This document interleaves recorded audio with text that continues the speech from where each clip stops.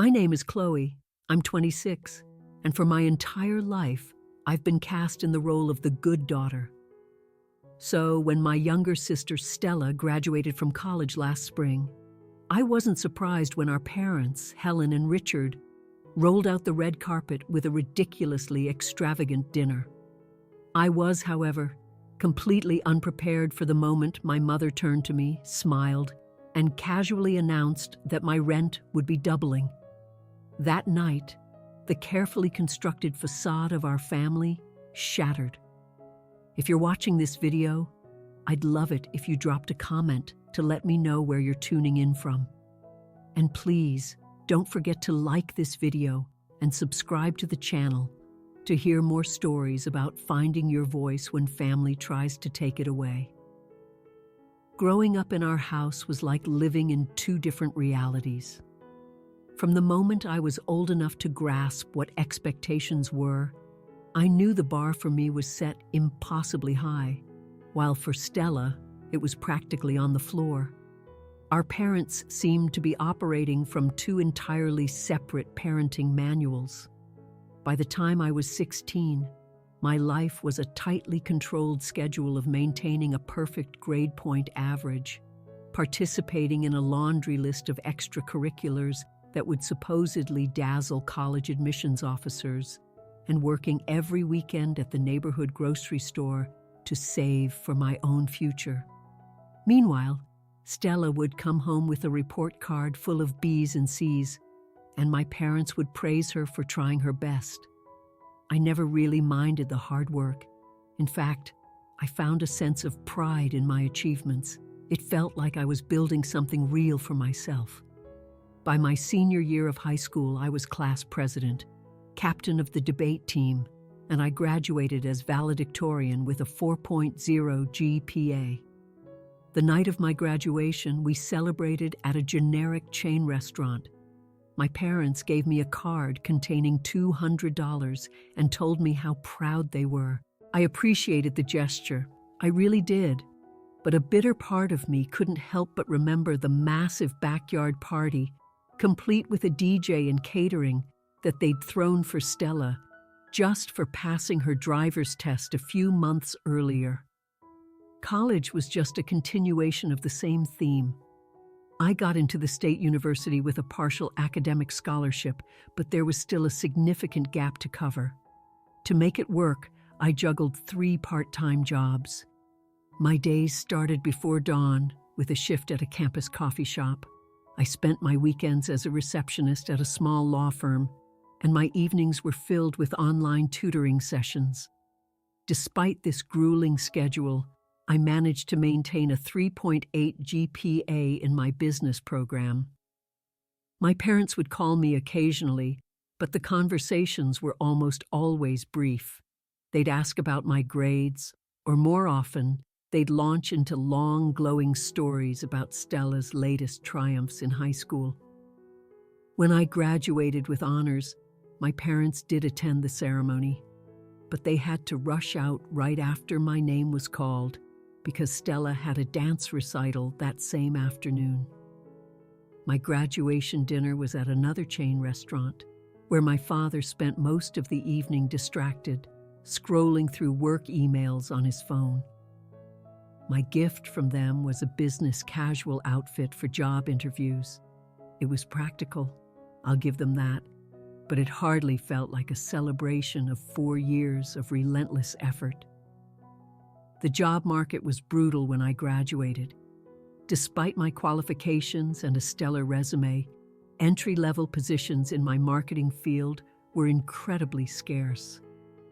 After 3 months of sending out what felt like hundreds of applications and getting nothing but automated rejections, I had to swallow my pride and reluctantly move back home. My parents agreed, but they made it very clear that this was a temporary arrangement. I finally landed a job as a marketing coordinator.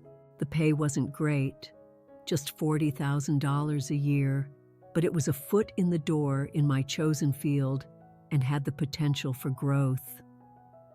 The morning after I received my very first paycheck, my mother sat across from me at the breakfast table and casually mentioned that now that I was employed, they expected me to contribute to the household expenses. $400 a month for room and board seemed reasonable enough, so I agreed without putting up a fight. At the same time, Stella was preparing for college. Unlike me, she had set her sights on an expensive private university across the state. My parents didn't even blink at the $45,000 annual tuition. They didn't just pay for her schooling. They bought her a brand new MacBook Pro, an entire new wardrobe, and completely furnished her dorm room with items that looked like they were straight out of a high-end catalog. When I gently tried to point out the disparity just once, my mother's response was swift and dismissive. "You've always had everything handled, Chloe. Stella just needs more support to succeed." I tried my best not to let it sting. Maybe it was true. Maybe Stella did need more support. Maybe I should have been proud that I was so self-sufficient that my parents didn't feel the need to worry about me. But as the years went by and the pattern not only continued but intensified, it became harder and harder to ignore the gnawing sense of injustice. During Stella's 4 years at her expensive university, she changed her major 3 times, took an entire semester off to find herself backpacking through Europe, and somehow still managed to graduate on time with a degree in communications. Throughout this period, my monthly contribution to the household gradually crept up to $600, all while I was diligently paying down my student loans and desperately trying to build some savings of my own. Every time I seriously considered getting my own place, something held me back. Part of it was financial anxiety, but a larger part was a foolish, lingering hope that one day my parents would finally see my effort, that they would appreciate my contributions the way they celebrated Stella's mere existence. By the time Stella's graduation was on the horizon, I had been promoted twice at work. I was now earning a respectable $68,000 a year. Through aggressive budgeting and a non-existent social life, I had paid off half of my student loans and was finally starting to see my savings account grow. I was still living at home, though by now I was paying $800 a month directly to my parents. I genuinely loved my sister. Despite the glaring favoritism that defined our upbringing, Stella had never been deliberately cruel about it. She was simply a product of her environment, accustomed to being the center of the universe and receiving whatever she desired without question. Our relationship was cordial, if not particularly deep. I wanted to show her my support, so I bought her an expensive graduation gift, a designer handbag she'd been dropping hints about for months. It cost me nearly $2,000, a significant chunk of my hard-earned savings. But I wanted to prove, maybe to myself as much as to her, that I was a good sister. The weekend before her graduation dinner, I was walking past my parents' bedroom and overheard them talking. My father's voice was strained with stress as he mentioned credit card debt. My mother's reply sent a chill down my spine. "Don't worry, Richard," she said, her voice full of confidence. "Once Stella graduates and Chloe starts paying her fair share, things will get easier." The comment was unsettling, a dark premonition. But I pushed it aside. Surely they wouldn't expect me to single-handedly subsidize the family. I was, after all, trying to build a life of my own.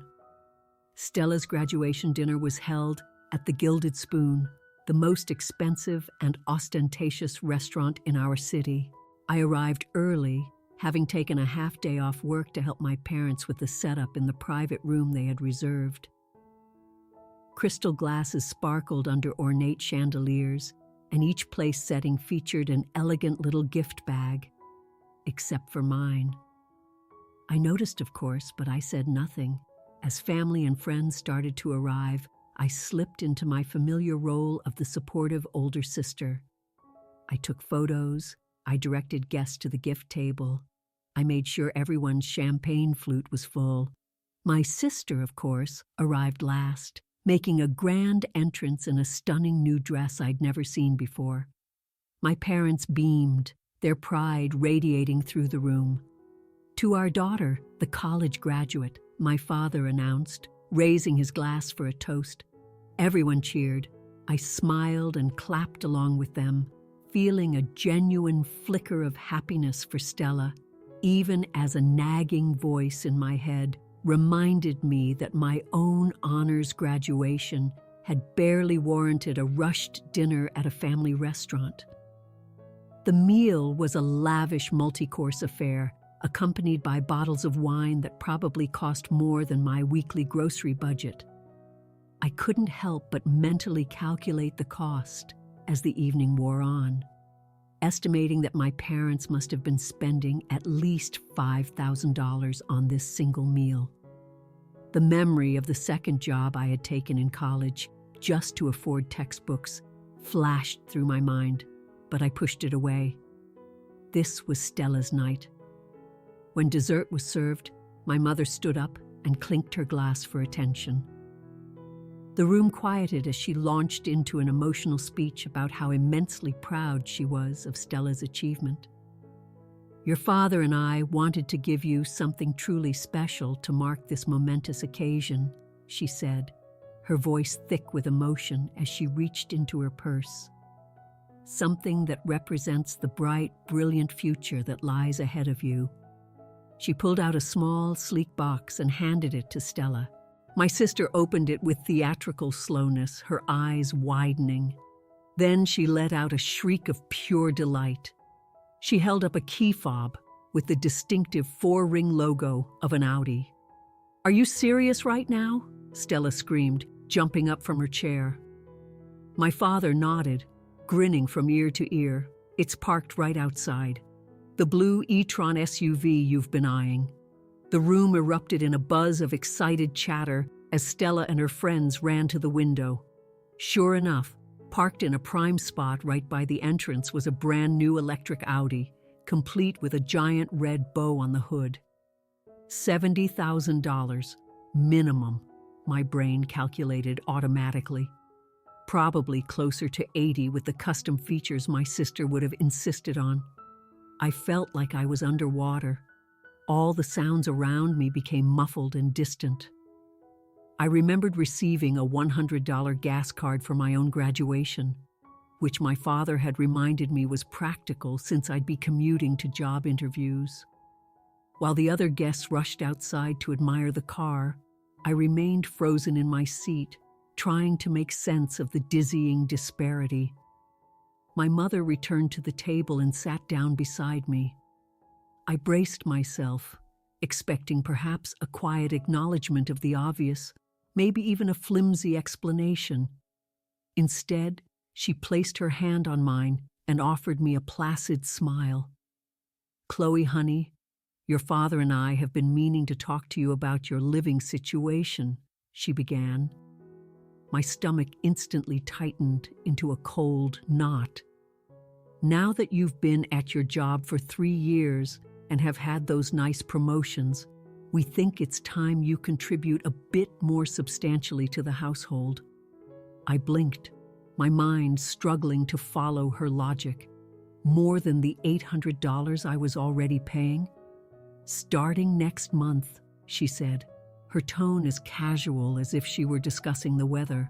"We'd like you to pay $1,600 for rent. It's still well below the market rate for the area, and you do have that entire finished basement to yourself." I just stared at her, speechless, waiting for the punchline or some kind of justification. None came. Outside, I could hear Stella revving the silent electric motor to the appreciative oohs and ahs of the crowd. "You just spent over $70,000 on a car for Stella," I said slowly, the words feeling foreign in my mouth. "And now you're asking me to nearly double my rent." My mother's expression hardened almost imperceptibly. "Those two things are not related, Chloe. Your sister just graduated. This is her gift. You've been working for years. It's time you paid your fair share." "Fair share," I repeated.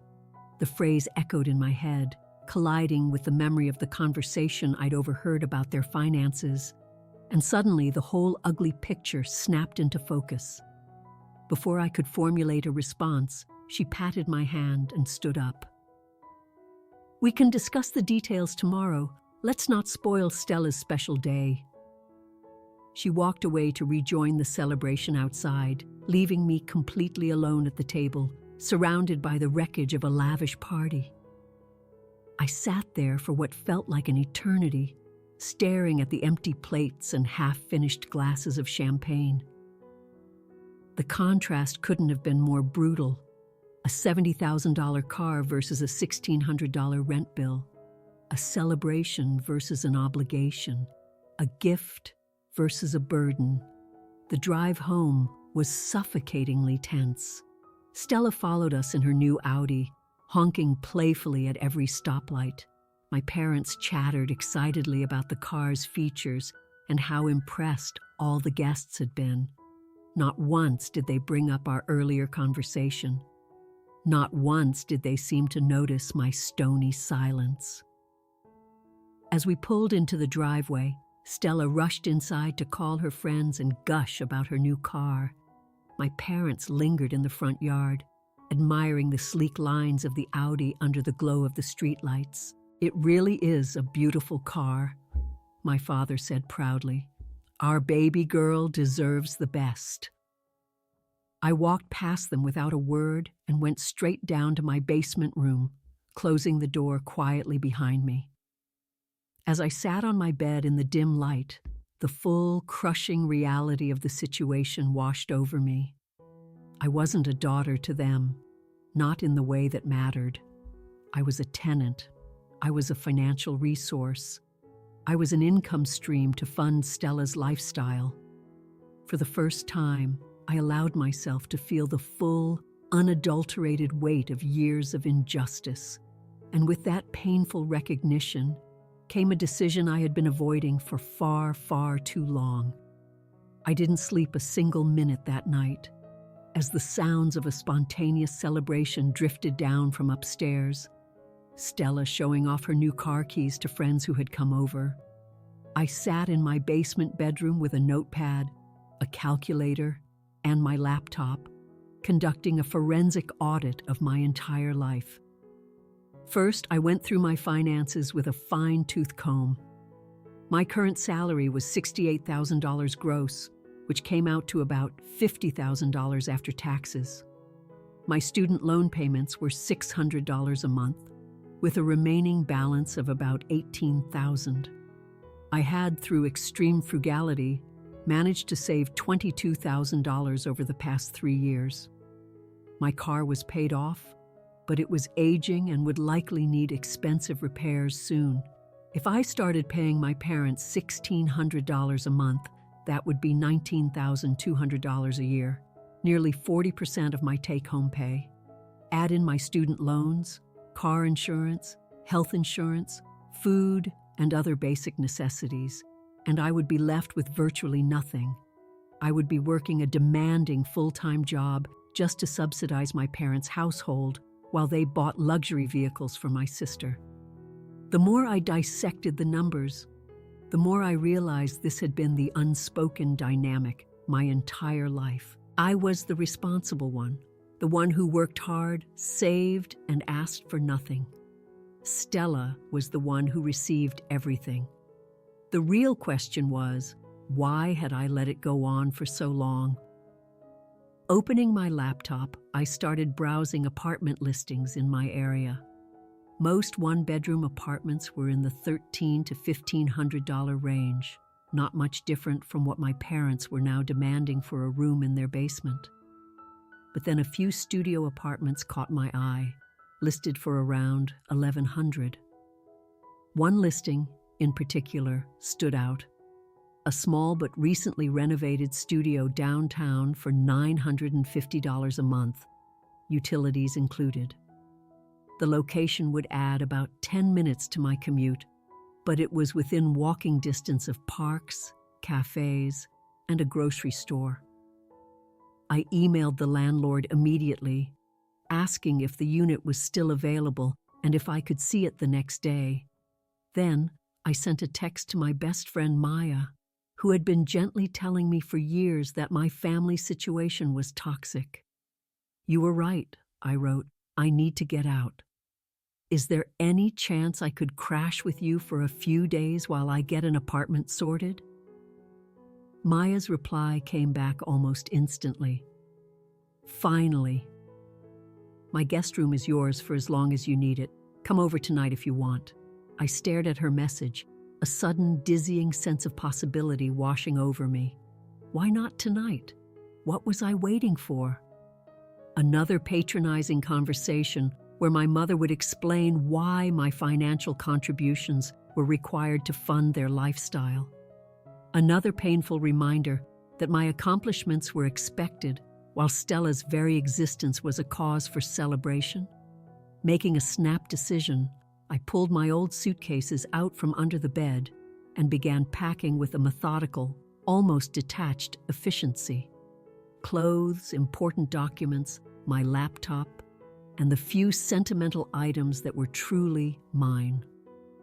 I was shocked by how little I actually owned that I cared enough to take with me. As I packed, I could hear the party upstairs finally winding down. No one came to check on me. No one seemed to have even noticed my absence from the celebration. The realization didn't hurt. It strengthened my resolve. I made 3 silent trips, carrying bags out to my car, which I had parked on the street instead of in the driveway where Stella's new Audi now sat gleaming. In the darkness, no one noticed me. Back in my room, I looked around the space I had occupied for the last 3 years. It had never really felt like home, I realized. It had always been temporary, conditional. On my desk, I left a brief note. "I have decided it is time for me to move out. The proposed rent increase makes it more economical for me to have my own place. I have already paid this month's $800. I will be in touch once I am settled. Chloe." No emotion, no accusations, just cold, hard facts. I knew any attempt to express my feelings would be twisted and used against me, dismissed as jealousy or ingratitude. Taking one last look around, I quietly closed the basement door behind me. The house was finally silent. I slipped out the side door, clicking it locked, and walked to my car without looking back. The drive to Maya's apartment took 20 minutes. With each mile that passed, I felt a physical weight lifting from my shoulders. It was a terrifying cocktail of fear and exhilaration, uncertainty, and profound relief. By the time I parked outside her building, my hands had stopped shaking. Maya was waiting at the door in her pajamas, her expression a mixture of deep concern and immense pride. "You actually did it," she said, grabbing one of my bags. "I actually did it," I confirmed, a smile finally breaking through as I followed her inside. Her guest room was small but warm and inviting, with a real bed and not the lumpy futon I'd been using. She had already set out fresh towels and a spare key for me. "We can talk about everything tomorrow," she said softly. "Get some sleep. You're safe here." For the first time in as long as I could remember, I felt like someone was putting my needs first. As I lay in bed that night, in a strange room in a different part of the city, I expected to be overwhelmed with anxiety or regret. Instead, I felt something entirely new, something I hadn't felt since I was a child. I felt free. The first week at Maya's place was a whirlwind of apartment viewings, work meetings, and the constant buzzing anxiety of dodging calls from my family. My phone lit up incessantly that first day, with messages that quickly devolved from confusion to outright anger. My mother's texts went from a simple, "Where are you?" to, "How could you be so selfish and ungrateful?" within a matter of hours. My father called twice, leaving stern voicemails urging me to be reasonable and discuss this like adults. Stella sent a single stinging text, way to make my graduation about you again. I didn't respond to any of them. Maya, my rock, advised me to take a complete break to clear my head before even thinking about engaging, and her advice felt like a lifeline. Instead, I poured all my energy into securing the studio apartment I had found online. The landlord, a kind-faced elderly woman named Beatrice, showed me the unit the day after I left home. It was small, just 400 square feet, but it was bright and clean, with a clever layout designed to maximize the space. A Murphy bed folded seamlessly into the wall, creating a surprisingly spacious living area during the day. The kitchenette was minimal, but the bathroom had been recently updated, and the best feature was a large window overlooking a small, vibrant community garden. "It's not much," Beatrice acknowledged with a warm smile, "but it's quiet, it's clean, and it's all yours. All mine." Those 2 words hit me with profound force. I signed the lease on the spot, handing over my first month's rent and security deposit. Furnishing the empty apartment became an exercise in creativity and strict budgeting. I had my personal belongings, but no furniture to speak of. Maya was a lifesaver, helping me scour thrift stores and online marketplaces. We found a small secondhand dining table and chairs for $80, a comfortable reading chair for $60, and stocked the kitchen with essentials from the dollar store. Slowly, painstakingly, the empty box began to transform into a space that felt like home. Meanwhile, the barrage from my family continued. After 3 days of silence on my part, my mother's messages took a threatening turn. "If you do not call us back immediately, we will report you as a missing person to the police." I finally caved and sent a brief, generic text to her. "I am safe and well. I need some space. Please respect that." They did not respect it. The very next day, my father showed up at my workplace. He caused such a scene in the reception area, demanding to know my whereabouts, that my boss, Natalie, had to intervene. I was utterly mortified. I had to pull her aside and give her a heavily sanitized version of the situation. "A family disagreement," I said vaguely. "I recently moved out and they aren't taking it well." Natalie was surprisingly understanding. "Take an extra long lunch if you need to sort things out," she offered, "and let security know if they show up again." That weekend, I changed my phone number. I gave the new one only to Maya, Natalie, and a few other close friends, with strict instructions not to share it with my family. It felt like an extreme measure, but the peace and quiet it brought were immediate and necessary for my sanity. With each passing day in my new apartment, I felt more grounded. The simple, quiet routine of waking up in my own space, making coffee in my own kitchen, and coming home to a place that was entirely mine brought a sense of calm I had never known. It wasn't easy, of course. My budget was incredibly tight. After rent, student loans, and basic living expenses, I had very little left over, but the freedom was worth every single penny I wasn't spending. 2 weeks after moving out, I met my neighbor across the hall, Olivia, a graphic designer who worked from home. She invited me over for coffee, and we quickly discovered a shared love for old movies and hiking. It was so refreshing to form a new friendship based purely on common interests, completely separate from the tangled web of family history and obligation. "I moved here after leaving a really bad relationship," Olivia told me over our second coffee. "Best decision I ever made. Sometimes you have to blow up your life to figure out who you really are." Her words resonated so deeply. Who was I, outside of being the responsible daughter? I was only just beginning to find out. At work, freed from the constant low-level stress of my family situation, my performance soared. Natalie noticed. She assigned me to lead a new project for a major client, a huge opportunity that came with the promise of another promotion. and a significant salary increase to $75,000 if it went well. For the first time, I could clearly envision a future where I wasn't just financially stable, but actually thriving. 1 month after leaving, at Maya's gentle urging, I started seeing a therapist. Dr. Anya Sharma specialized in family dynamics, and she helped me see that what I had experienced was a classic dysfunctional pattern.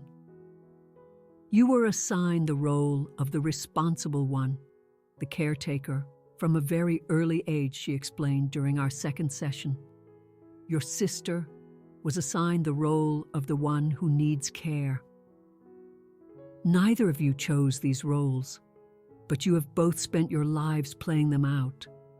But why would my parents do that? I asked, a question that had haunted me for years. Why invest everything in Stella and just expect me to fend for myself? Parents often unconsciously recreate patterns from their own upbringing, Dr. Sharma said, or they may see aspects of themselves in one child that they want to either nurture or correct. The important thing now is not to fix them, but to recognize that you did not deserve that unequal treatment, and you have every right to set boundaries to protect yourself. Boundaries. That became my new focus. I was learning that I could love my family from a distance while still protecting myself from their harmful behavior. I could wish them well without having to sacrifice my own well-being for their benefit. These were revolutionary concepts for someone who had been raised to believe that family obligation trumped all else. By the end of my second month on my own, I had settled into a new, sustainable rhythm. My small apartment had become my sanctuary. I was excelling at work, saving money again, and sleeping through the night for the first time in years. Then came the weekend of 29 missed calls, and everything changed again. The initial weeks after I left seemed to prove I had made the right choice. My parents' messages, relayed through Maya, showed more concern for their own inconvenience than for my well-being. My mother's texts were a masterclass in manipulation, oscillating between guilt trips, after all we've done for you, and authoritarian demands. You need to return home immediately and discuss this like an adult. My father, always the more passive one, mostly just echoed my mother's sentiments. Through Maya, I learned my parents were telling relatives that I was going through a phase or having a quarter-life crisis. They framed my departure as a selfish act of rebellion, completely erasing the years of unequal treatment that led to it. It was a narrative that absolved them of all responsibility.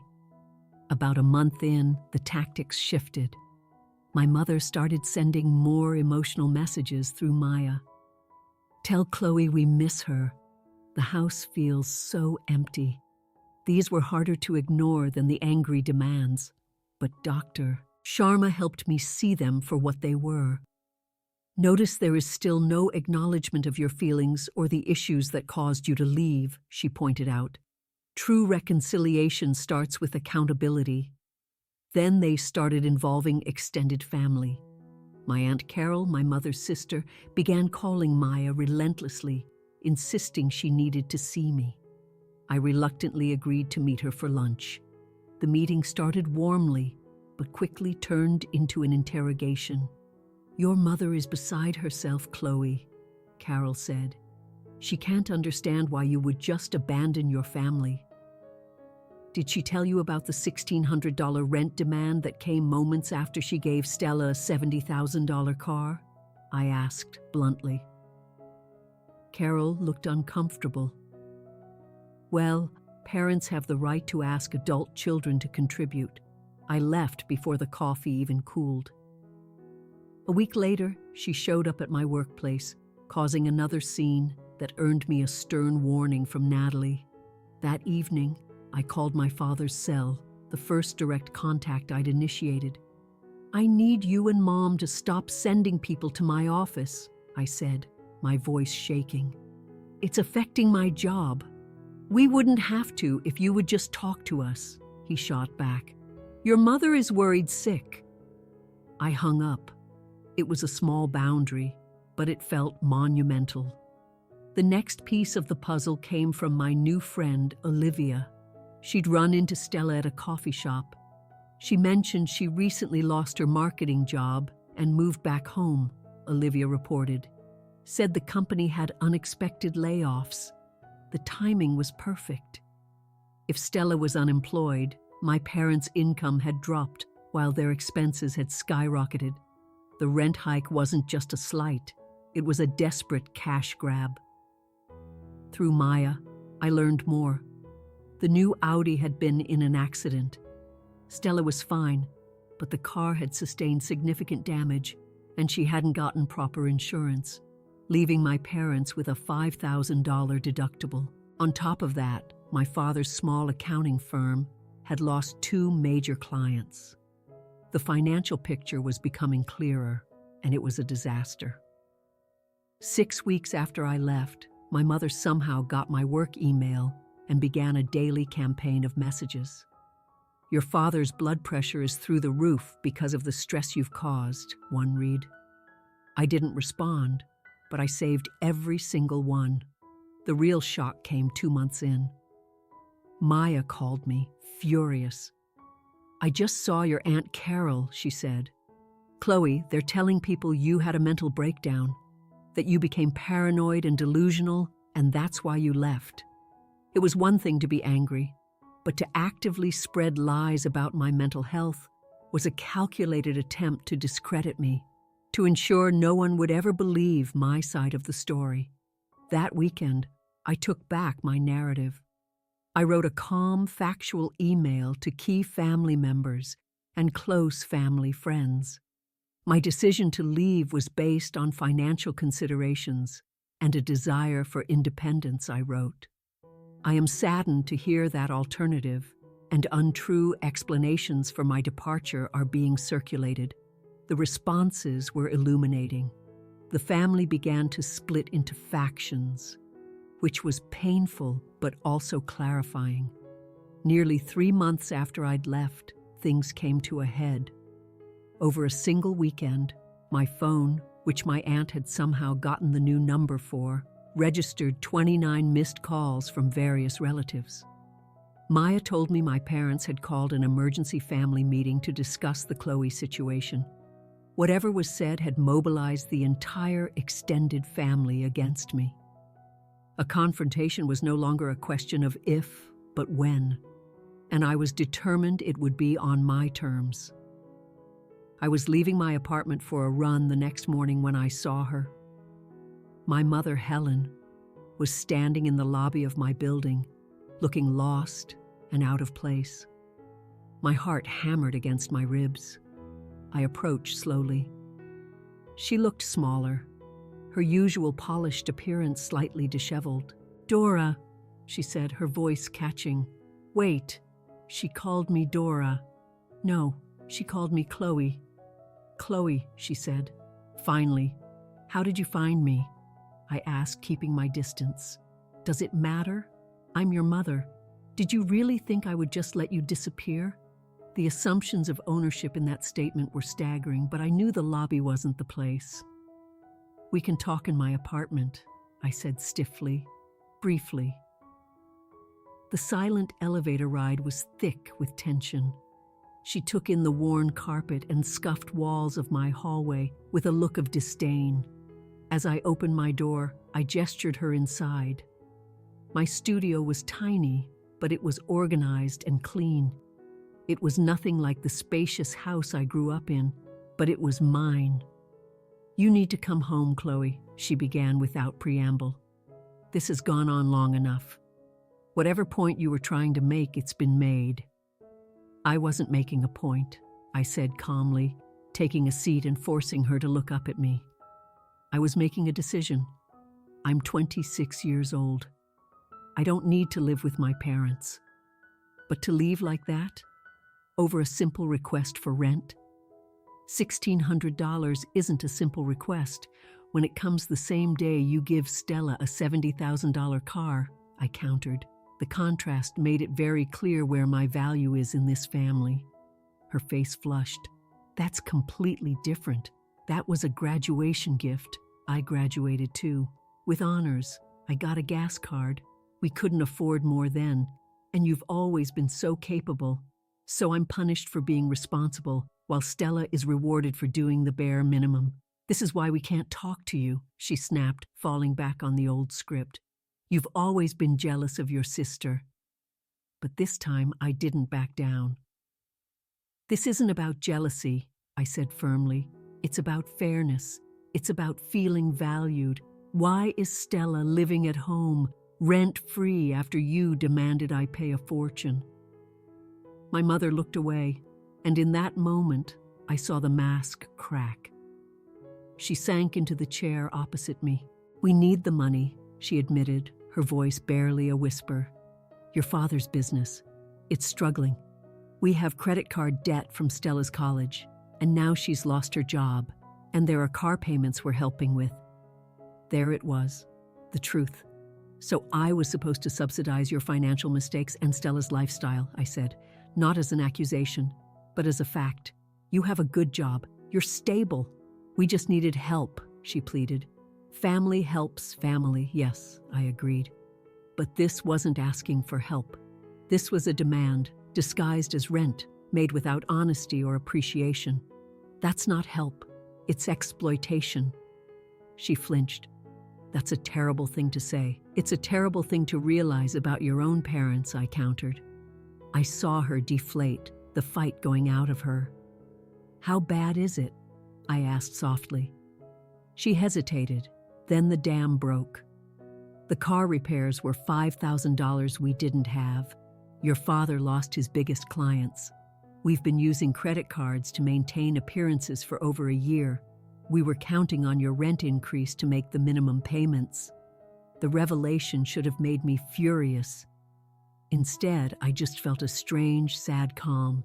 It wasn't about loving Stella more, not entirely. It was about desperation, pride, and entitlement all colliding. I can't fix this for you, Mom, I said gently but firmly. I can't move back home and pay $1,600 in rent to solve problems I didn't create. Then what was the point of all our sacrifices for you? She asked, anger flaring again. Children are supposed to take care of their parents. I would have helped, I told her honestly, if you had asked, but not like this. Not by being manipulated and made to feel worthless. She stood abruptly. I can see this was a mistake. As she walked to the door, I stayed seated. I do care, I said quietly, but I also have to care about what happens to me. For the first time in my life, I'm putting myself first, and I will not apologize for that. She paused with her hand on the doorknob. Your father's birthday is next Sunday, she said, without turning around. He would want you there. It wasn't an olive branch, but it was an opening. I'll think about it, I replied. After she left, I sat alone in my tiny apartment, feeling drained, but also strangely powerful. The confrontation I had dreaded for months had happened, and I hadn't broken. It was a delicate balance, this new world of boundaries, one I was just beginning to learn. The week after my mother's visit was one of intense reflection. I had stood my ground, but the conversation left me with a complex stew of guilt and resolve. During a therapy session, Dr. Sharma helped me see that resolution wouldn't be a neat, tidy ending. Healthy relationships require ongoing negotiation, she explained. The question now is, what kind of relationship do you want with your family moving forward? I decided the first step was to reach out to Stella directly. She had been a product of the system, not its architect. We met at a neutral coffee shop. She looked diminished. The confident swagger was gone, replaced by a weariness that went beyond her simple jeans and sweater. Independence suits you, she said, an unexpected compliment that touched me. She was brutally honest about her situation. The The job loss, the damaged car, the constant fighting at home about money, and how everyone seemed to blame her for my departure. I had not expected such candor. I didn't leave because of you, Stella, I assured her. I left because the difference in how we were treated became impossible to ignore. She was quiet for a long moment. I always knew they favored me, she finally admitted, looking me in the eye. I just didn't think about what that meant for you. I'm sorry, Chloe. I should have seen it. I should have said something. Her sincere apology cracked open something deep inside me. Tears I hadn't allowed myself to cry for months welled up. We talked for 2 hours, more honestly than we ever had in our lives. She revealed that our parents had always held me up as the impossible standard she could never meet, which fueled her own insecurities. We both saw how our parents' dysfunctional approach had harmed us in different but equally significant ways. I have a job interview next week, she told me as we left, and I'm looking for roommates. I have to get out of that house. I felt a surge of pride for her. If you need help with your resume, let me know, I offered. We're still sisters, I said, and as we hugged, I knew it was true. The next step was harder. I decided to attend my father's birthday dinner, but on my own terms. I drove myself. I brought a modest gift, and I mentally prepared myself. The dinner was tense but productive. When my mother hinted at their financial needs, I was ready. I can't pay rent for a place I don't live, I said calmly. But I would be willing to sit down with you both and help create a budget. The offer, which put the responsibility back on them while still extending support, caught them off guard. After a moment, my father, looking tired, nodded. We could use the help, he admitted. That conversation was the beginning of a new, fragile phase. I helped them create a realistic budget and a debt repayment plan. I didn't give them money, I gave them tools. My mother resisted the role reversal at first, but as their situation slowly improved, her attitude softened. You're good at this, she acknowledged one evening. You were always so sensible. It wasn't an apology, but it was recognition. 6 months after I left home, my life was unrecognizable. I had gotten the promotion and the raise to $75,000. My friendship circle was full of people who knew me for me. Most importantly, I had developed a sense of self-worth that wasn't tied to my family's approval. My relationship with them continued to evolve. There were still difficult moments, but I grew more confident in holding my boundaries. Stella got her job and moved in with roommates, and our bond as sisters grew stronger as we navigated our separate paths to independence. My parents made slow but steady progress, and my father even began to acknowledge his role in the old dynamic. I always thought I was doing right by both of you, he told me once. Pushing you because you were capable, indulging Stella because she seemed to need it. I never saw it from your perspective. It wasn't a complete understanding, but it was a start. 1 year after the graduation dinner that blew up my world, I hosted a small get-together in my new one-bedroom apartment. My parents and Stella were there, along with Maya, Olivia, and my other friends. Looking around at this blended group of people, I felt a profound sense of gratitude.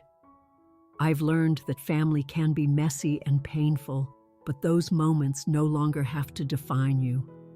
Standing up for yourself isn't a single act of courage. It's a daily practice of self-respect. My worth isn't measured by what I give or what I receive. It's intrinsic, and it is entirely mine. The moment you truly believe that is the moment you start living on your own terms. Have you ever had to set boundaries with family members who treated you unfairly? How did you handle it? Share your experiences in the comments below. And if this story resonated with you, please like, subscribe, and share it with someone who might need to hear that it is okay to prioritize their own well-being. Thank you for listening to my journey. And remember, it's never too late to create the life you deserve.